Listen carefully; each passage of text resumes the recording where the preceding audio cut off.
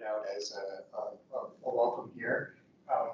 Before calling us to order, I would like to acknowledge that our kids and our neighborhoods here at UBC are on the traditional ancestral territory of the Musqueam people. And I'd also like to note that as of this time, nobody has gotten in touch with me around conflict of interest or potential conflict of interest. And so I would just like to ask, are there any members or directors who would like to raise a possible conflict of interest at this time? All right, not hearing any, we'll call things to order and move on to the approval of the agenda. I'll move that the board approve the July 28, 2026 open session agenda as circulated. Can I get a second? Seconded by Kevin. All in favor? Motion carries. Thank you. And then approval of the minutes. I move that the board approve the June 23rd, 2026 open session meeting minutes as circulated. Seconded by Jake that time. And all in favor? All right, motion carries. Thank you. So we'll move right into external reports and the Campus and Community Planning monthly report, which was included in the meeting package, but I'll turn things over to Carol to take responsibility for it. Thanks, Eagle. Hi, everyone. The report is before you. I think I said this at the last meeting, but summer is always the season of events. So lots of stuff happening around campus and around the roads surrounding campus with some impacts. So encourage everyone to just pay attention to the advisories and commissioners with impacts. There is a fun event happening tomorrow evening on Thunderbird Commons called Opera Al Fresca. So anyone who is interested in opera or opera curious, I would encourage you to come out and check it out. It's a free event happening at 4 o'clock, so to see you there. A couple of planning updates.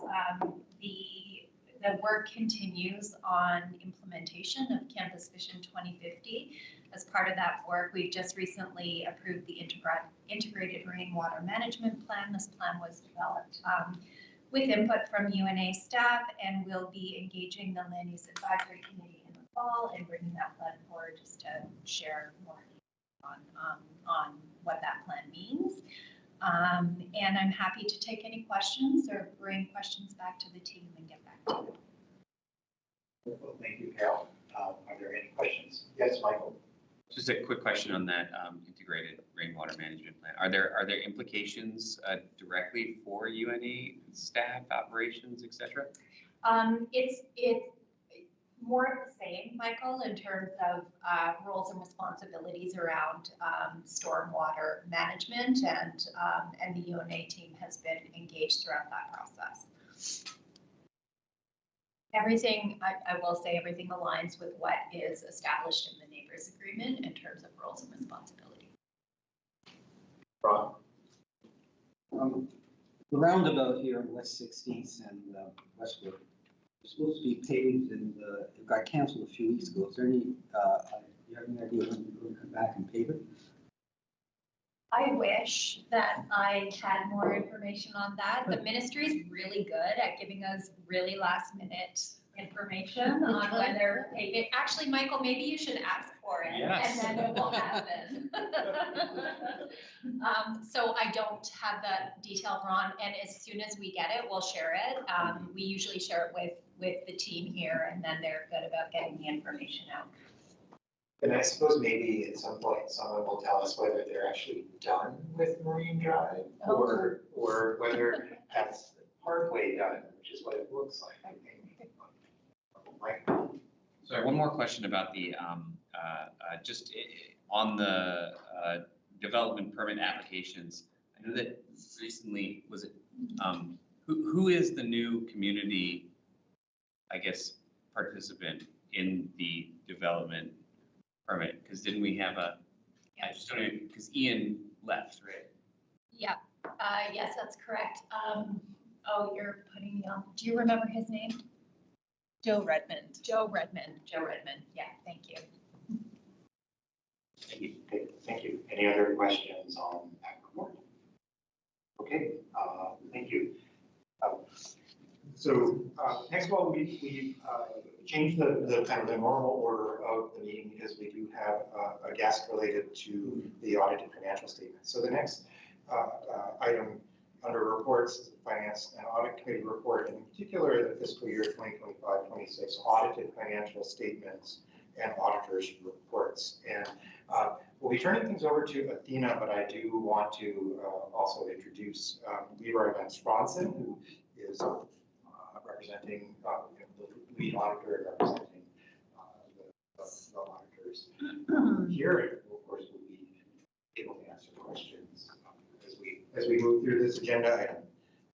And I'll also just note that there was a revised version of the audit package circulated earlier today with some changes that I'm sure that Athena and Leroy can speak to. Athena. Good evening, directors. The report, first of all, I just wanted to say it's been replaced from your original package. This afternoon, we've sent out the latest version. The page 11 to 54 has been replaced by that latest version we just sent out. So first of all, I just wanted to point that out. So all the discussion starting at this point will be referring to, for the audit report, will be referring to the report that's circulated in this afternoon. If you do not have a copy, we have some printed copy available. We are happy to provide at this moment. I think if everybody have a copy. Okay, so good. So the report that I sent out this afternoon is slightly different than the first one that you received. The changes is noted in the email, but I'm going to also repeat it in here. The first one is in the journal entry. Originally, the first audited result, there's no adjusting journal entry is required, but due to the final assessment, new information provided, which we'll be discussing in the closed meeting later, that deductible adjustment accrual is done. So that resulted for some slight changes with the result would be $10,000 less. First of all, it affected the accounts payable and also the administrative expenses, and the contingent liability notes also been made. So those three things. And on top of that, for the representation letter, note 15 has also been changed. And with the request of the Finance and Audit Committee, also note 10 has also been updated. So everything is included in this latest package. I think without further delay, I would like the auditor to Leroy to present our financial result, and then afterwards, the directors feel free to raise any question you might have. I'd like to make one. Jake. Just like to make one comment for all the directors or even staff, that any questions related to why these revisions and all that kind of thing be held until the closed session. Thank you. I agree with that suggestion, and if needed, we can elaborate on that. Okay. Thank you. Recognize some faces, been here a couple times, so good to see you all again, and other new faces. I'm Leroy Van Spronsen. I'm a partner at Johnson Archer, and been the partner from UNA. I think this is my 4th year that I've been on the file. I didn't intend to go into too much detail into the financial statements. But I did want to let you know a little bit, kind of what is an audit? What are we actually reporting on? So we started our work back in May. We meet with Athena and give her a big list of, and our team, a big list of information that she provides, and we I guess in not very technical language, we tick and bob through that information and make our assessments based on that. we conclude our work on the audit towards the end of June, and then forward a copy of the financial statements to the finance committee. And we meet with the finance and audit committee early July, and they pepper us with questions. They have a robust discussion, and so they're doing a great job. We always appreciate that any questions that are asked. So we do a round and then prepare for this meeting and doing that. So one of the things with an audit is we're talking about the audited statements for your year ended March 31st, but we are required to see if there's anything subsequent events that might be that might impact the statements that we have, and that happens right up until the time of approval of today, and that speaks to some of the adjustments and the late statements coming through. So that's a bit of a background of what we're doing on so what the financial statements are your financial statements. They're and we prepare an auditor's report that gives you our opinion, and our opinion is fair and accurate reflection of the financial statements are in all material respects prepared in accordance with the Canadian Audit Accounting Standards for not-for-profit organizations, which are the standards that the UNA is audited under. We do this by the concept of materiality. So we develop materiality and what we think would be significant for to the users of the financial statements, so the board and the general membership.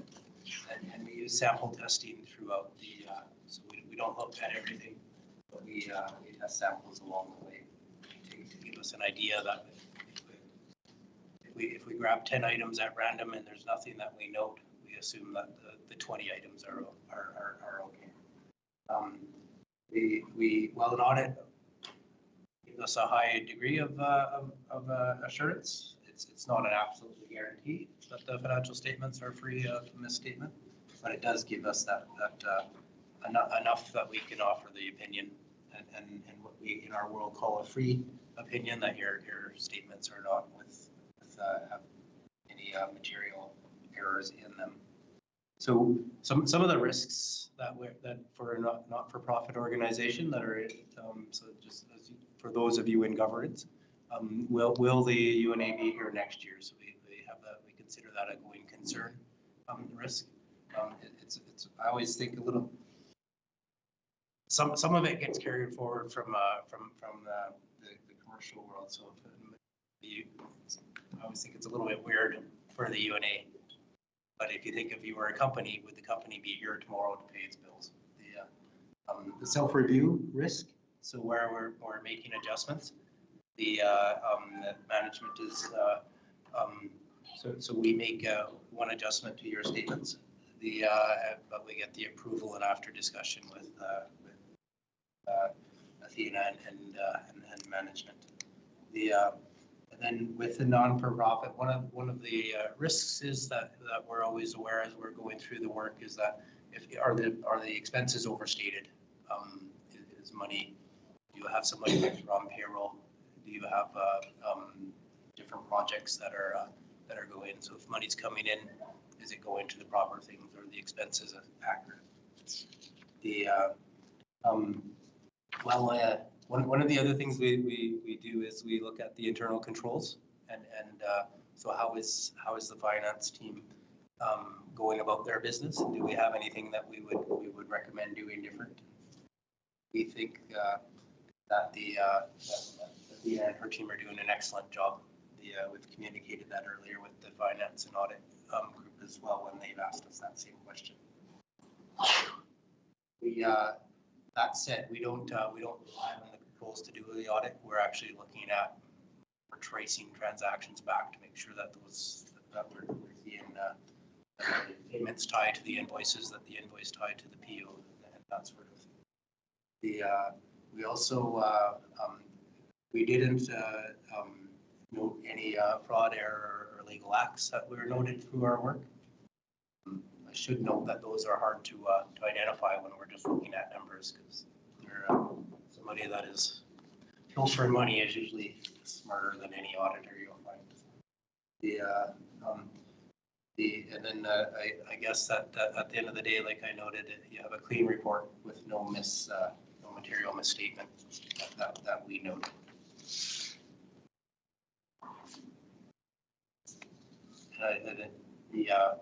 That's a bit of a summary. You have your set of financial statements with the report. You also have the bigger report to the board, but I didn't want to go into that in too many details. Just kind of summarize the key points, but happy to answer any questions that anybody might have.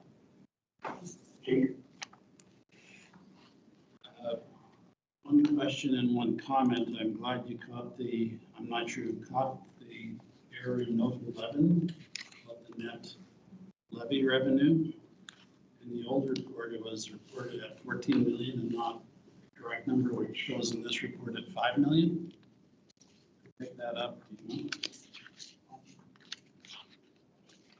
If you look at the old report, it shows net revenue for 2025 at 14 million and change. It's corrected in this report. What page, Jake? It's point 11 on page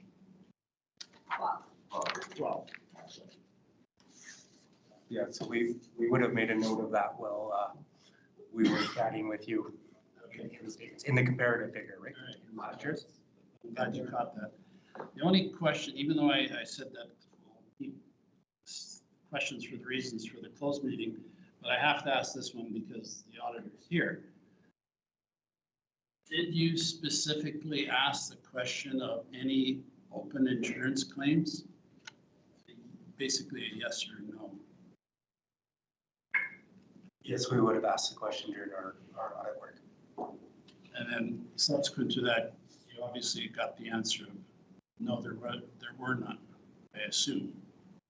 I believe the answer to that changed while we were between the time we met. But the original answer was? I believe it was no. Thank you, that's it. That's all the questions I have. Ron?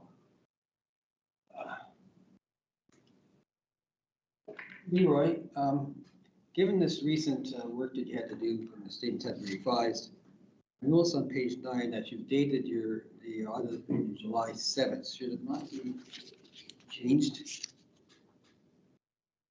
A great question. As we were hurrying to finish to get you an updated statement yesterday, that hadn't changed, and you'll note the email would have had a date, the rec letter would have been dated the same, and both of those should get updated to today's date. Any other questions before we move on to a motion? Okay, well, thank you for that. Thank you, Nina, as well, for your work, and the Finance Committee for yours as well on this. Jake?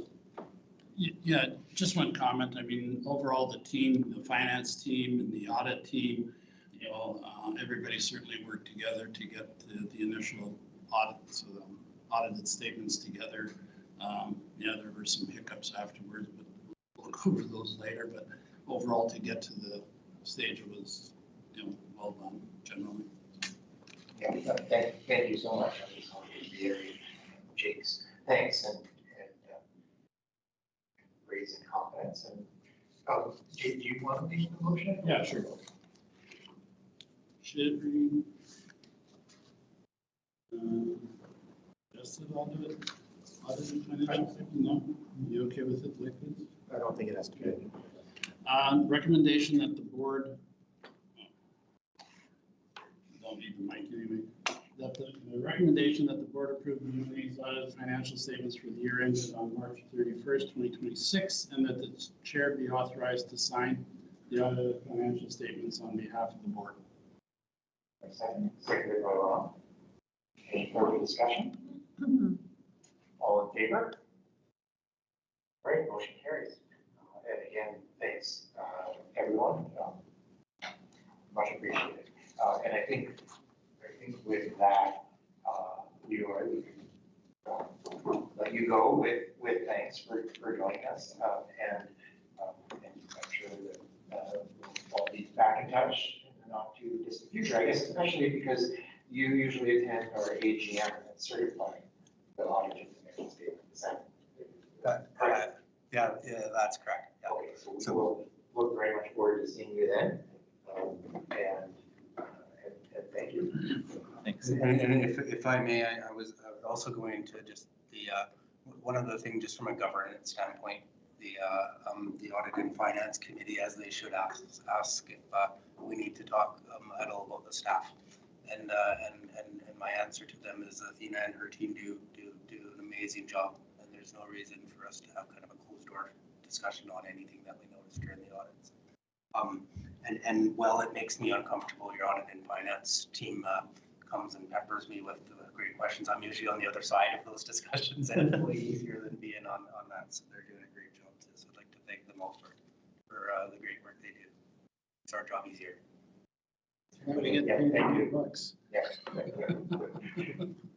Yeah. Oh, sorry, I had to get that in. Wonderful. Okay, so with that, we will move on to the July management report and start with the CAO's report. Paul? Thanks very much, Eagle.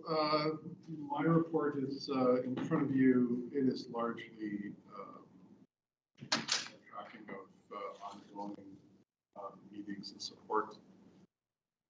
Within and for the UNA, I think there's probably two things I would highlight. One is I think it's important to highlight the discussions of the quarterly executive committee meeting. There's 4 points listed there. Those were, I think, important higher level strategic discussions between UBC Campus and Community Plan and UBC Properties Trust through the quarterly executive committee, which I think I would say, from my perspective, is quite beneficial. I assume the chair, and I think Nate was able to attend the last one. I think they're quite beneficial conversations that are happening. The only other thing I wanted to highlight is the ongoing work, and it's kind of a little bit outside of the UNA's service delivery, is the work with UBC Health representatives on the Campus of Care initiatives. That work continues. I'm participating in their working group. There's a new development through that group where they're trying to establish essentially a bit of a community-wide, both academic campus, residential campus, and neighboring areas outside of UBC, conversations around primary care and the Campus of Care initiatives, with some representation and participation of residents and representatives. So you'll see in our neighborhood newsletters that an invitation for trying to encourage participation in that. They're looking for a couple of representatives from the UNA residential communities to participate in some of this consultation. I think it's quite beneficial to continue to build that connection between the Campus of Care and residents. And I think there'll be more information on that from the board. I'd be happy to answer any questions on my report specifically. Yeah, so just before we get to questions, I'll just say that I concur with Paul's recommendation or evaluation of the importance of, or the value of those executive committee meetings, and just a reminder that all board directors are invited to join those and to ask questions and just hear from the director of UBC Properties Trust, hear from the director of Campus and Community Planning, and be able to interact with them. So just to put a point on that. So other questions? Yeah. I just want to ask for the future school site development. Is that means a new elementary school, the new office? Maybe I would look to Carol for updates. I mean, the discussion essentially is ongoing, and really Campus Community Planning directly are in discussions with the school district, but Carol can provide more details. I mean, you described it well. In the Westbrook Place neighborhood plan, there is land set aside for a future elementary school, which is essentially right out here. That commitment remains in the Westbrook Place neighborhood plan. And we meet and work regularly with the Vancouver School Board through their capital prioritization program to share data and population protections that they use in their capital program. The Vancouver School Board has come and shared information with this board on what that process looks like. And so it's a slow process, but the commitment for setting aside the land remains. And so we continue to work with BSB on that. Okay, any other questions? Jason? Any updated note on parking? In terms of the sort of modernization of the parking regulatory framework, limited traction with the kind of deeper legislative changes that need to happen at the province to facilitate that. So that is the things like being able to have metered parking and potentially ticketing lines. I'm hopeful to have some updates for the board, specific updates to the board, being closed meeting in the not too distant future on some next steps. But we're waiting for a little bit on some communication from the ministry. As soon as we've got that, I'll have a report. Okay.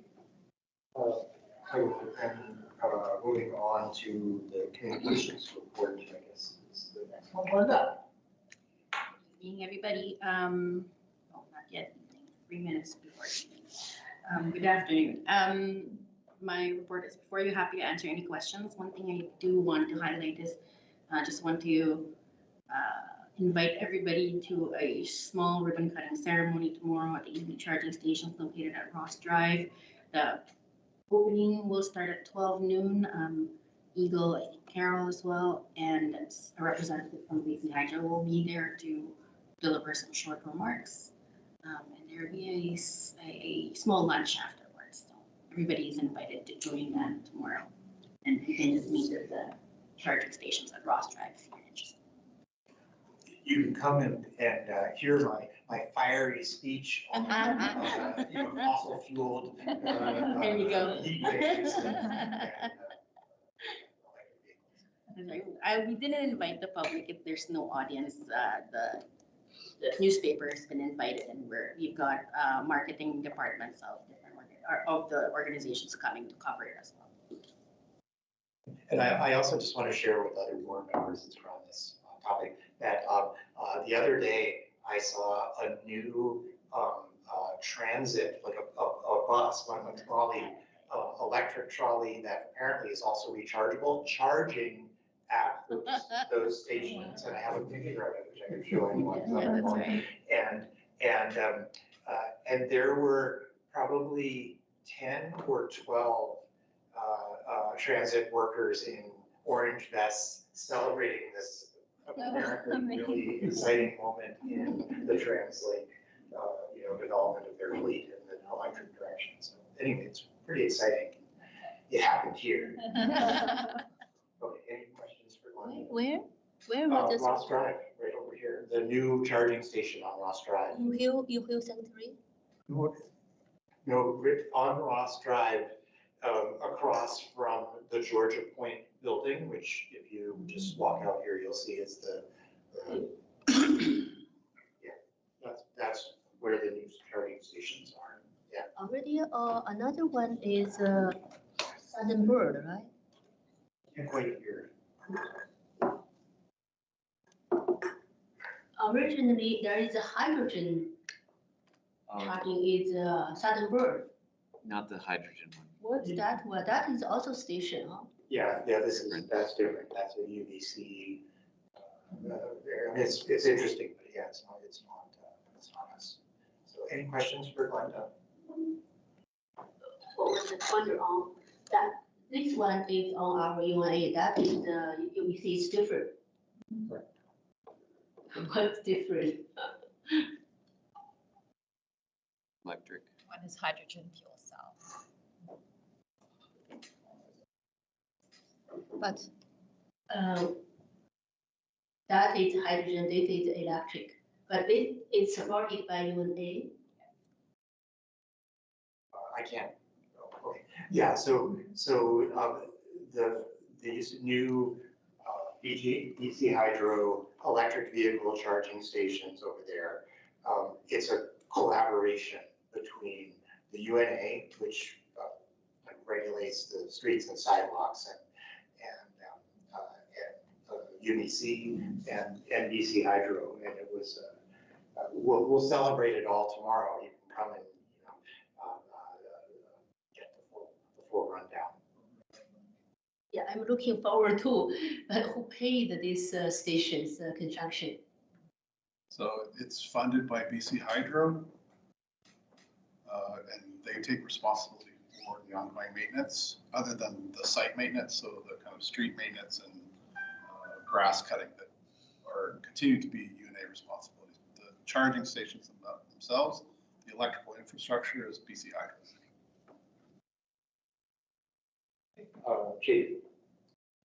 Yeah, Glenda, any feedback or communication, I guess, through UBC communication about the FIFA, the setup there, was it well attended? Everybody happy with the outcome of that? The only other comment on that is that I think it was on the one weekend, there was some special things. They closed down Shrum Lane, but we didn't hear much of what was going on that, for that day or two when that was closed down. You kind of had to drive by or walk through it to find out. We did circulate information about that Shrum Lane being closed down. It was because it was the culminating event of the series. So they had soccer in the square, which they were just holding within that Mackenzie Square, and then they shut down Shrum Lane because they were expecting larger crowds during the Saturday semifinal and the Sunday final. Okay, there wasn't any special like food trucks or stuff going on down. Not that I know of, but there were some vendors, I believe, that were invited to set up, yeah. In terms of the other feedback, we've heard some really good stuff. I mean, I was just chatting with Shuning the other day, who is our assistant recreation manager, and she's the one who manages all of the UNA Health tickets that we receive. And her team has received a lot of really interesting feedback, including the fact that we're getting credit for soccer in the square.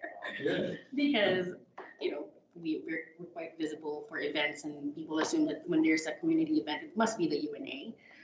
But we've been careful to say, this is a UNA Properties Trust project, and they should take the credit. Just to finish that, like the UNA, you guys do a good job of, communicating, special events that go on, and, pretty good detail of, what's happening, during that day and whatever the special events are. I wish we would get the same kind of detail level through UBC, through their communications of, some of these special events. It's not, I don't see it, maybe I'm missing it someplace, but certainly, what comes through the communications of UNA is well done. No, and thanks for that, Jake. And just so you know, this is going to be included in my report for next month, is that the communications departments of UBC Campus Community Planning and UBC PT and UNA, we've established quarterly meetings now, so that we're sharing this kind of information and kind of making sure that all of our communications are consistent, and information that we're receiving is also appearing on their website, so that kind of stuff. So we've established that now, and we're hoping for, just a lot more sharing of information in the future. Great, thank you. All right, so moving on to the recreation report. Dave. Good evening to the board. My report is in front of you, and I'm happy to answer any questions. The one highlight that I do want to give is if you weren't able to attend it, Canada Day was a very unique event. It surpassed, probably doubled the number of people we expected. We ran out of cake, and we had double the amount of cake as last year. There was over 1,000 people on the day. That was really well attended, beautiful weather. It was amazing. So a lot of kudos that came back. So That's great. I'm sorry I missed it. Yeah, I happened to go there for a little while, so it was quite good, but I'm gonna make a recommendation for next year. We probably raise money with this. Can we have a Trump Pinata hit? No comment. That would be the best answer here, unless you want terrorists to rain down on you. America. Okay, Sandy. My question is on the facility bookings and the rentals. I realized that room books is only 126, and in your report, you also mentioned about the Chinese is about 94% decline. So I'm wondering, each year this happen, and what strategy you have already would like to solve this kind of problem? Thank you. yeah, sorry. I forget I have to turn the mic on, I'm just loud. It's more seasonal than we get into. We usually see a decline at this time of the period, this time of the year in our rentals of our rooms. So it's no more than it's been in previous years, but we do see it at this time of period. And again, most of it that we see is during those non-peak times. We're still filled at those peak times that we have. Okay, thank you. Moving on to the operations and sustainability report. Mike. Thank you, Joe. So, good evening, everyone. The report is before you and happy to answer any questions. And then in terms of a few highlights, specifically, thank you, Ron, for circulating some questions and inquiry ahead of the board meeting. A quick update is in terms of Hampton Place tree replanting plan updates. So there is updates coming late last week, and then we were able, our initial draft plan we received some comments back from UBC landscape architect. So there is no red flag or major flag in terms of our initial plan. So the proposed selection will be the foundational tree will continue to be the Freeman maples, and then pair with Serbian spruce, and then also with some of the predominant open location we are looking for the oak varieties. And having said that, for the specific inquiries, let me just quickly open up my documents here. Oh, thank you. So in terms of there's a specific inquiries about the schematic, so I was able to work with my team to just circulate the schematic and maps in terms of where about we are looking for the tree replanting. So if everyone can look at the maps, basically it's color-coded. So the intention is we are focusing on replanting trees that are down, previously down in the windstorm, which is represented by the red dots. And then there are a couple poor health trees that was recommended removal from the EAP report, which is represented by blue dots. And then finally, there are stumps, which is previously cut down trees, whether it's coming from previous windstorm events or not, is in green color. And then finally, there are 4 small trees that is too small to be treated with the tree zinc injections. Those are the ones that we also considered into the planting. So That's about it for this specific replanting plan. And in terms of the communication, we will later on reach out to Strata Group, as well as to have on-site lawn signage and online page for residents to have a look and then to go from there. And in terms of just a quick update for the Hampton Place EAV treatment, so the tree trunk injection of 49 trees has been completed. And unfortunately, there was a 2 weeks delay due to some equipment issues. And the work has been reported to be completed, and the team returned on June 29th to finish up the work. That's it for me, and happy to answer any questions. Jake. Thanks, Wegland. The only one is on the infrastructure repair. Do we have a total cost on that Hampton Place repair, and who's paying, like, where's the source of funds coming from? Are you referring concrete? Sorry, That's a contingency fund.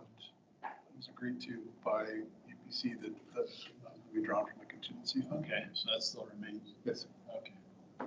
Thank you. Referring to schematic, these trees you identified, what's the time frame for that? That can be done this year or when back in the year?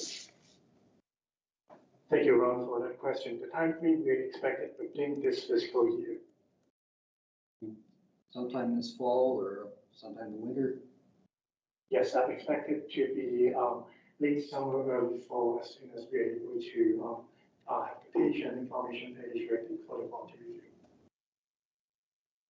Okay. Yeah. I have a request, and this is something that's been brought to me by a few strategists. Hampton Place being the first of all the neighborhoods, has a very high proportion of land relative to each strata. The result is each strata there has its own landscaping committee, big budgets, very active people. And the other few said that they would like to sit down. This is why we're talking about consultation. Many years ago, we met, you met with us and previous CEO. I would request that probably in September that we can organize it. You can got people at Bristol offering their nice ballroom. That you come with, hopefully we can get the day to come and we can have all the stratas there. And questions can be answered, and then they in turn can go to the membership, okay? Because we have an awful lot of tree conscious people on that street.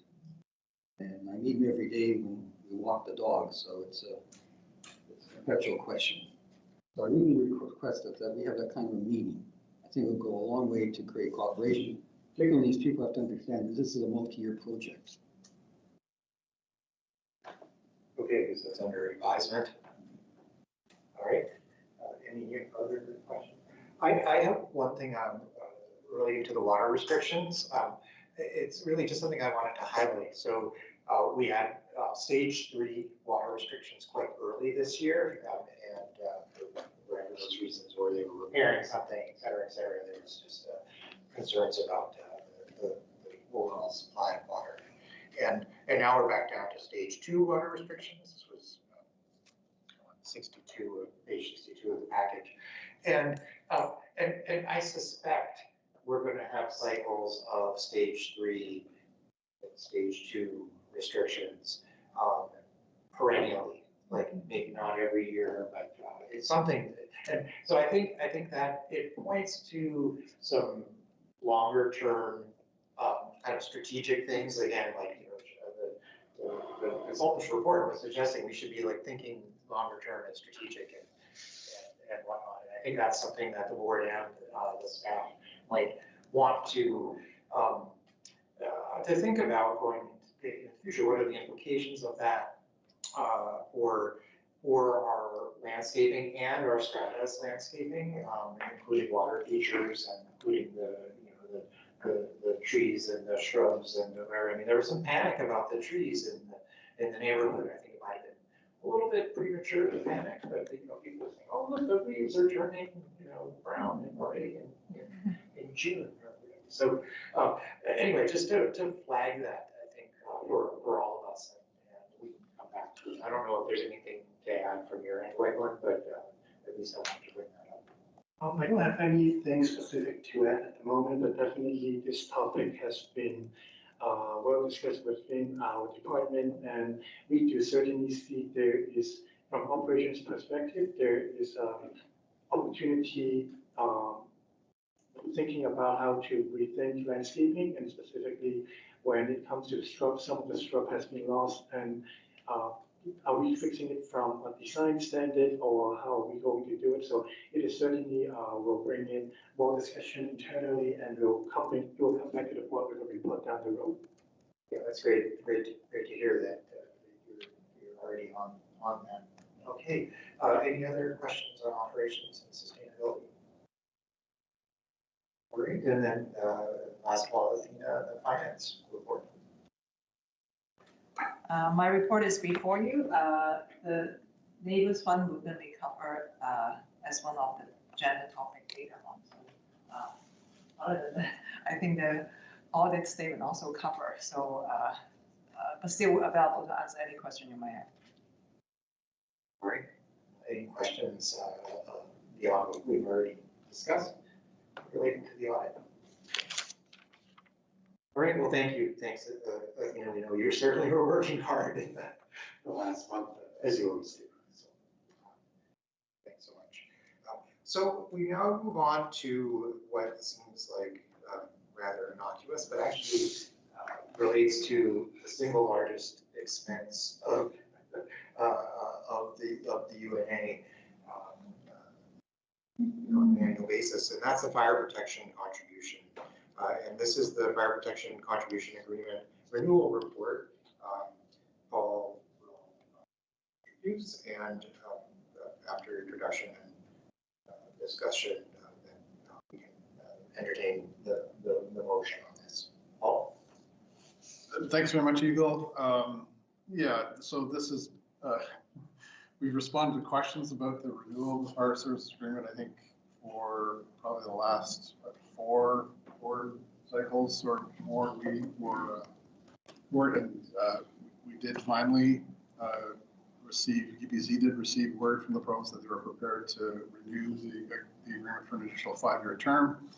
As for reminding everyone, this is an agreement between UBC and the province, under which UBC utilizes the funds from the service levy to pay for fire protection services. In the units, there's a population-based calculation that determines the amount for the UNA and for other users of the service.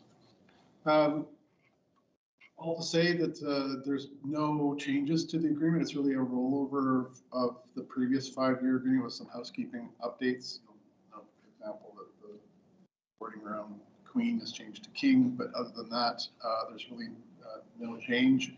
And as noted in the report, the calculations for the 2026-27 year align with the budget amount, number 100.43%. So we are in alignment with our expectations. There is a commitment from UBC to get a motion from the UNA to support the extension of this agreement that was established in the last 5-year agreement. And so the motion is essentially brought forward for this board to do that. Happy to answer your questions. So I'll just, pursuant to Paul's comment about the king, that I'm disappointed that the king himself is not here to answer questions related to the agreement in his name. Okay. Jacob?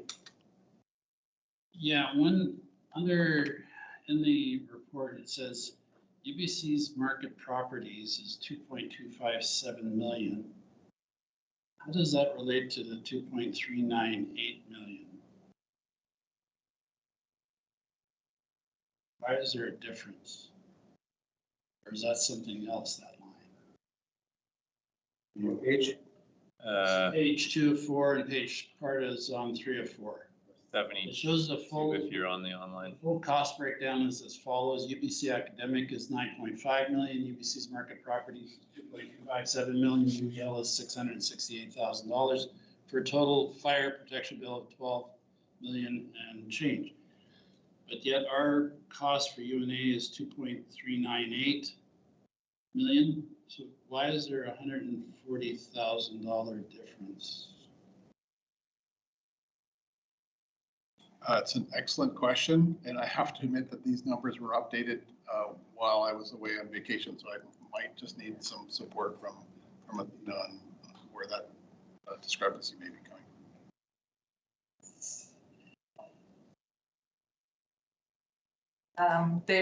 First of all, the number of 2.398,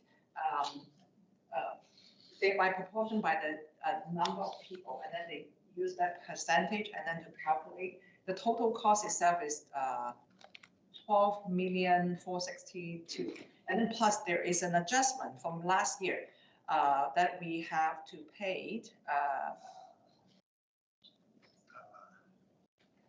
$140,000. So it's based on last year's adjustment, $534. That should have been shown in the report.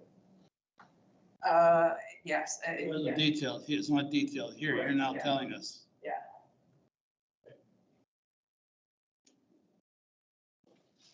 Any other questions, Michael? Just a clarifying question, like I'm just looking at the discrepancy between the UBC, like UNA neighborhoods and then the UEL. So this is based upon a per capita kind of charge? Is that how it is? So it's not about land use or its size or square footage, it's just per capita. It's a population formula.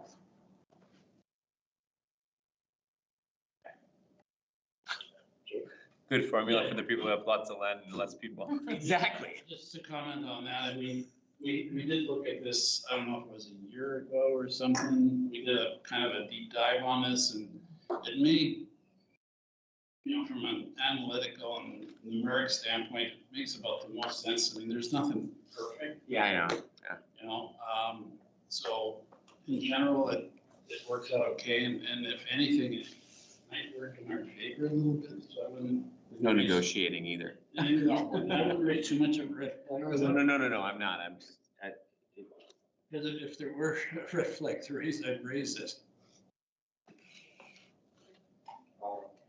Yeah, I think. Just want to explain the process a little bit because it's really the single biggest amount that the UNA, I think, has to come into. All I wanted to say is I think UBC also get the bill without it controlled, and then the amount is distributed accordingly based on the number of population in each area. And they share the information with me, and then I check it. But there's an important pieces here is they will also get an updated amount from previous year, and then only now, because of timing issue, sometimes we'll get it on time, but most likely it will be in, last year, they will also always have an adjustment. So again, to adjust that amount, sometimes that amount could be very big. I would say this year is actually not that bad. I have seen the amount could be very, very substantial.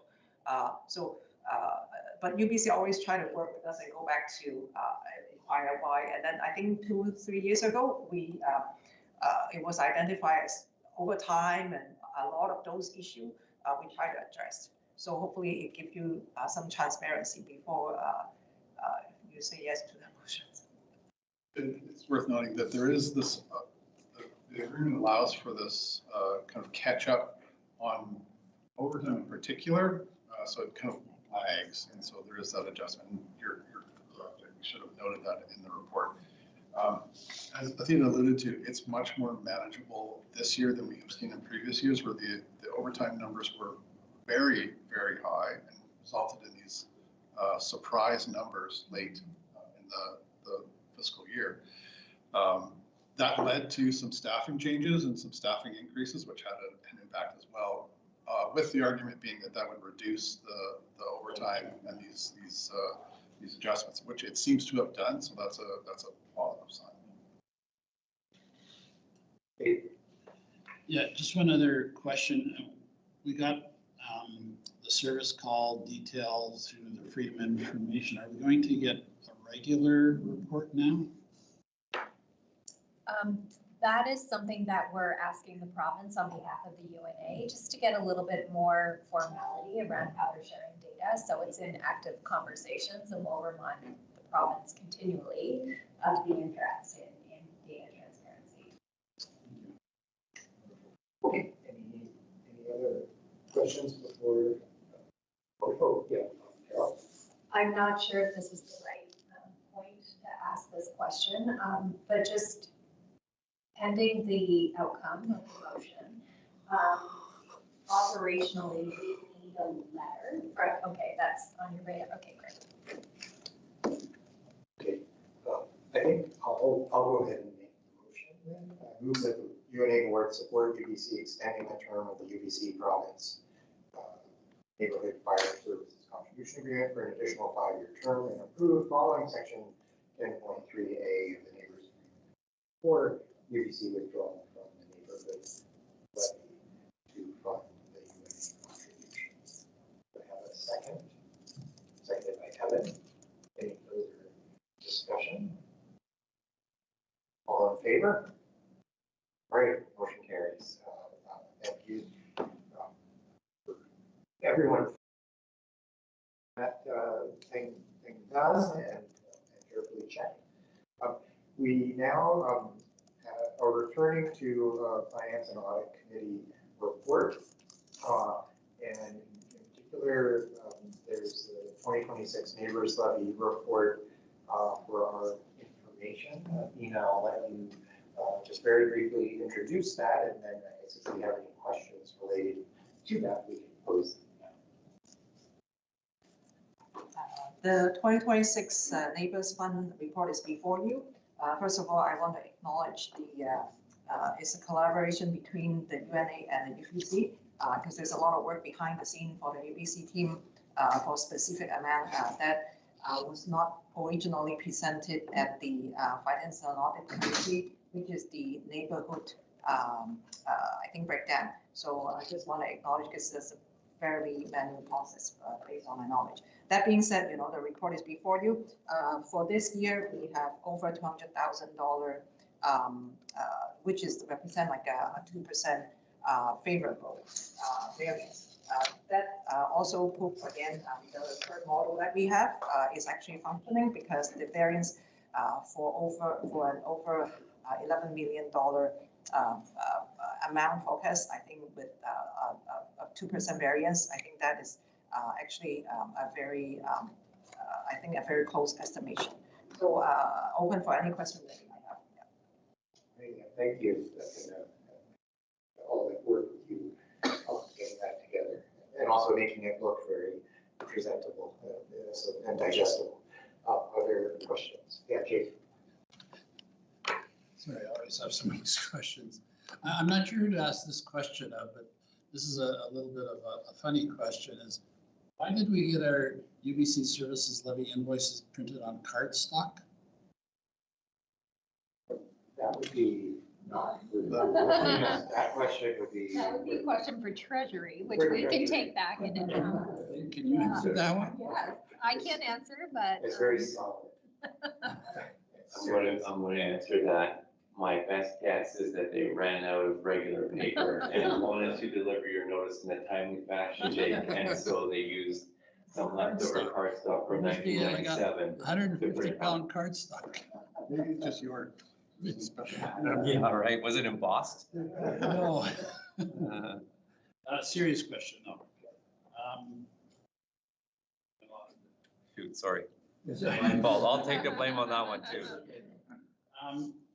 I know this question has been asked, and I'll just put it on the table again. Is there, I mean, I'm not even sure we should know, or that we're obligated to know, but is there information as to what the commercial assessments are versus the UNA neighborhood assessments? And then the last question is, there must be some delinquent or unpaid accounts. Does that get charged back to the UNA if they're not collected? Yes. Again, thank you for the collaboration between UBC and the UNA, because I do get a chance to ask all those questions before this meeting. That being said, first of all, you were asking what is the commercial percentage? That should be represented in the latest Neighbors Fund audited statement, which we don't have it yet, but it should be available to us close to the AGM time. So they're working on it. Yeah. So, but on a high level, I actually do have an amount, but that amount is actually indeed different than the UBC amount, and the only reason is because there are some rental property in the UNA that is categorized as GMSL, which is a commercial. But for us, we don't categorize it because we don't identify which building. So I think for us, we only appeal 100% those. I think the rent of